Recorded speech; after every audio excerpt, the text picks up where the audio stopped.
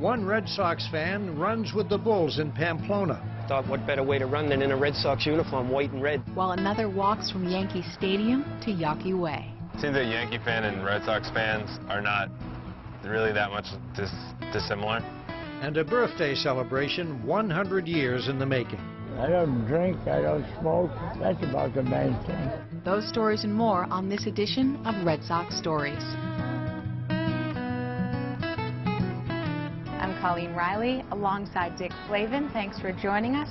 We've got some Red Sox stories for you. We begin with the ball club's own Evel Knievel. His name is John Coyne, and he joined the team behind the team in 2002. When the Sox are presented with the most challenging of challenges, his cell phone is usually the first to ring, and he always has a ready answer. And recently he went to Europe to run with the Bulls in Pamplona. And it was there that his true colors shone through. When you can do this, you can do anything. That was the thought back in 2002 when the ball club's new ownership wanted to ring in a new era in an emotional and uplifting way. As Fenway's home opener approached, the idea to unfurl an American flag the length and height of the Green Monster was conceived. The thought was great, but who was to execute such a task, especially when the Green Monster seats were still a year away? It was March of 2002. And she called and said, "This is Sarah McKenna of the Red Sox. Could you come over and look at something that we have we think you could help us with?" And it was as simple as that. And I showed up, and what it was the American flag that you drop on your Green Monster for special games and special events. And that's how I came to be with this new regime, the new Red Sox, so to speak. At that time, it was all about being on the Green Monster. So when I asked to do the survey, I asked if I could bring my cameras and take pictures and really get a feel for what I had to do up there. And I figured at the very least I would have pictures of myself on the Green Monster, and really that's what it was all about for me. And just getting to walk on that hallowed piece of wall. And we got to do it, and then it turned into we could actually do something with that American flag, and it turned into the event that you see now periodically. And the rest is history. I've been with the club ever since, and it's been nothing but wonderful. The most wonderful of days for John and for much of Red Sox Nation was April 11th, 2005. That's probably the biggest day in the history of Fenway Park, is my guess. And that's no brag, that's fact. You can ask the powers that be. They might agree with that, but that was a remarkable day, and that was all Charles Steinberg's show. You know how he writes these shows, and he does his thing. And there's nothing like a Charles Steinberg show at Fenway Park. And you know, you go to the tape and you'll see that one. That was one of the greatest. I mean, you had all the players. You had Dave Roberts and Derek Lowe return that day. I mean, you know all the things that happened yourself that day. All the people who were under the flag. Bill Russell, Bobby Orr, Teddy Bruschi, Richard Seymour. I mean, there were so many facets of that day. You know, I don't even know what to focus on. It was just one of the greatest and one of the biggest operations we were involved in. We had almost, I believe it were 96 people helped us get that done on our end of it, just on that banner drop and the flags and what have you. And we did re-rope the center field flagpole, like you said, which was wonderful. I got to climb the flagpole, and that's a great thing out there. With a passion for danger that's made his work as vital to the Sox as Big Poppy's bat, John recently took his no-fear mentality to Western Europe. It's my mother-in-law. It was her dream to run with the Bulls. So as a gift, we decided to take her to Spain to see the Bulls and also to look up some old family she lost touch with, actually never had any contact with. So it was a special gift to her. And I decided that if I were going to be in Pamplona, I may as well run the Bulls. I couldn't see myself being in Pamplona and not running. And we had researched it a little to see what was expected of the runners, et cetera, et cetera. And what we found out was that everybody runs in white and red. And I thought, what better way to run than in a Red Sox uniform, white and red? So I came to the club. I actually asked Sarah McKenna if there was a way that I could get my hands on a uniform. I would like to run fully bedecked as a Red Sox runner, you know. And they loved the idea. The Red Sox loved it. And I got myself Julio Lugo's uniform. I ended up wearing Kevin Youkilis's shirt. That was a special thing for Kevin Youkilis. It was a nod to him for having missed the All-Star game this year. We felt he should have been the starting All-Star first baseman, and where he got snubbed, so to speak, we thought that would be a tribute to Kevin. As a matter of fact, when we crossed northern Spain, before we had gone to Pamplona, we had done the family thing. I was actually in Lugo, Spain, with Julio Lugo's uniform. I want Julio to know that. And we did a bunch of things with the family, and then we ended up in Pamplona. And on Thursday, July 12th, we actually watched the race from a balcony. And I got to, you know, maybe determine a strategy for myself. And it just so happened that that was the glorious day in the history of the festival.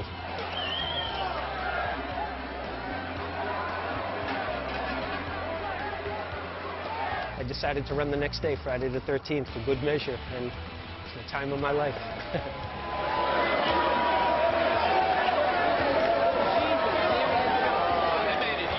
Estafeta, the end of the run, is actually the most dangerous. There's very little room for error.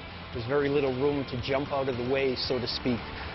Very few walls to climb. So you're at the mercy of the crowd. You have all the jostling and the elbowing and the punching and pulling and pushing. You know, something you're not gearing for, but it happens on the run. I hurdled 3 different bodies in the course of running down Calle Estafeta. And I haven't run like that in probably 30 years, but it was great. It was, I would love to do it again. As crazy as it sounds, I would love to do it again. It was incredible. And the fact that I got to represent wearing the uniform, that was really big. I had no fewer than 1,000 people come to us from the States and around asking about the uniform. New Yorkers who posing with us. I actually ran next to a guy who was fully bedecked in a St. Louis Cardinals uniform. And he runs every year. He comes every year. He's tattooed on his calf and other places with the Bulls and Pamplona and the Kingdom of Nevada and all that. The experience, I can't even explain it to you. It was one of the greatest things I've ever done, you know. And Red Sox Nation in Pamplona, Spain. Sweet.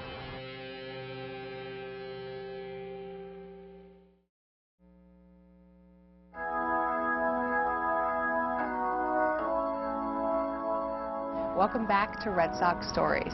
We continue with 2 longtime baseball fans whose friendship is strong despite a difference in loyalty.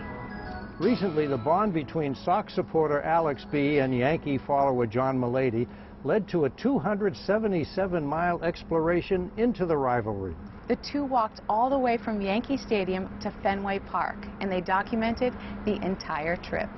One reason I think it would be interesting to look at is more of a bottoms-up perspective at the rivalry.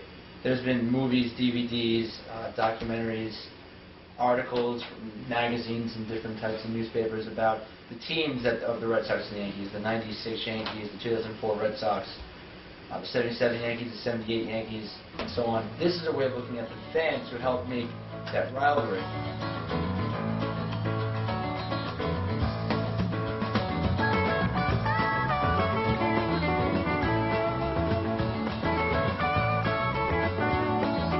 It wasn't hard to find diehard fans from both sides along this route.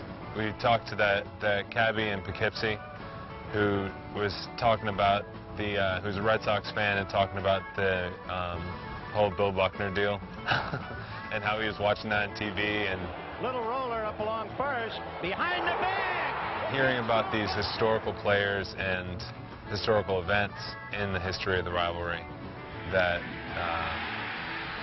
I've only read about, and I've only heard about.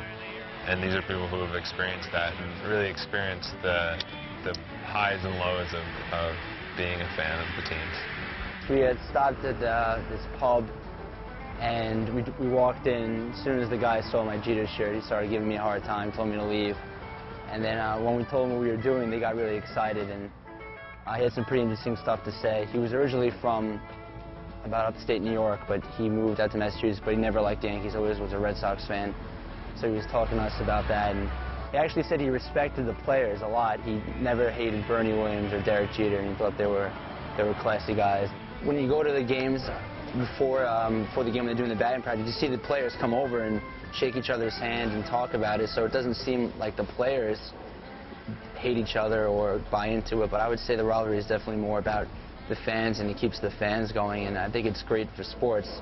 When you talk about, I said I'm going to walk the rivalry, people like pretty much automatically know. I mean, if I was to go from Shea Stadium to Atlanta, you're going to pass thousands of people who don't care about either team, but this one, it's just in a perfect area, so I love it. The pair walked an average of 20 miles each day. They battled torrential rain and scorching heat. My feet hurt, my ankle hurts, but I'm just ready to do this. I'm pumped. My right knee hurts a lot today, and my feet ache, but hoping it's not going to be like when Forrest Gump just goes, I'm tired, I think I'm going to go home now. So hoping there's some sort of meaning at the end of this thing.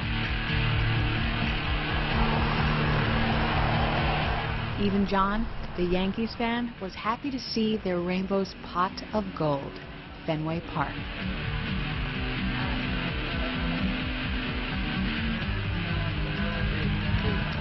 When I saw the sicko sign, I was like, oh my God, we're actually doing this. And I called up my brother real quick because I promised he'd be the first and last person I called right when I got there. I said, I could see the sign, I could see the lights. And he just started screaming, going, you guys did it, you guys did it.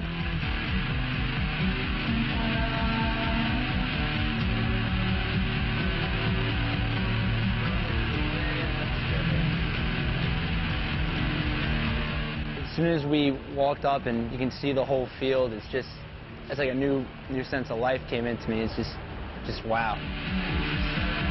I would say for any baseball fan, it's just that this is a place it's just so special, and you can see baseball in American history. It really is one of a kind, and all the books and all the articles that you read don't do this place justice. You really need to go down here. Even if you picked up a baseball, you need to go down here and just like smell the grass and see everything. It's just such a wonderful, wonderful place. The walk was more than personal, though.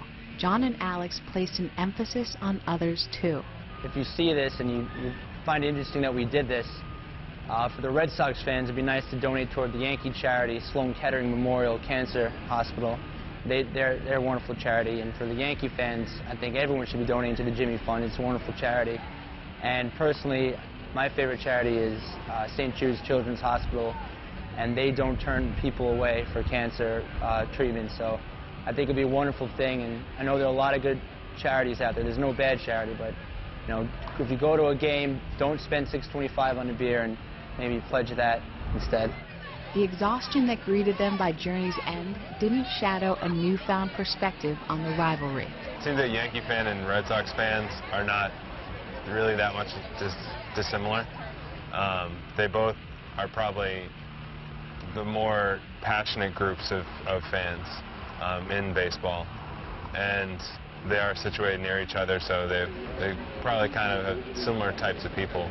As much as probably the groups don't like to think of themselves as like each other. I guess my views changed in that I do sense, or do have a feeling of mutual understanding about passion towards the sport, because I think in a lot of cases it's more than a game. It can bring two people together that maybe don't get along and will watch the game, or it could bring, in this case, 35,000 strangers together, but you know, for a couple hours they're all basically united towards one thing.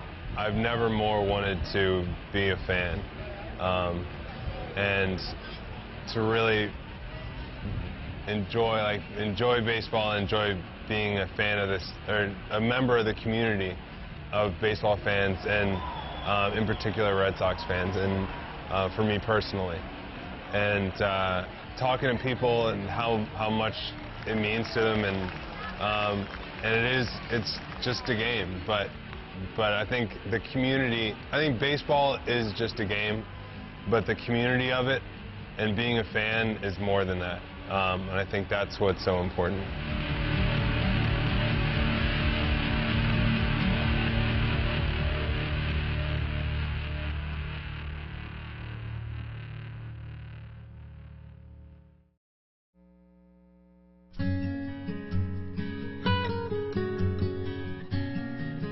Welcome back to Red Sox Stories.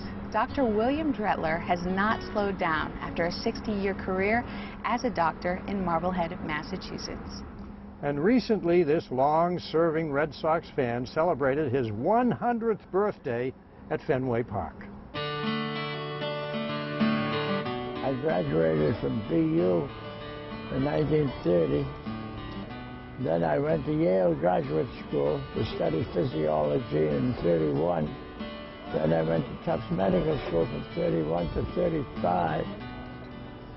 After that, I got out and I interned for 1 year in New York, and I came here and interned for 2 more years at the Coyne Hospital in Boston.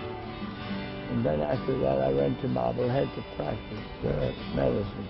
After I was in practice for 5 years, I joined the Navy in 1943, and I stayed in the Navy for 11 years. And I served in the Pacific for several years with the 5th Fleet and the 7th Fleet. And I was out there when the war ended. When I was on the USS Merrimack, I was on an oil tanker. We fueled the other ships at sea out there.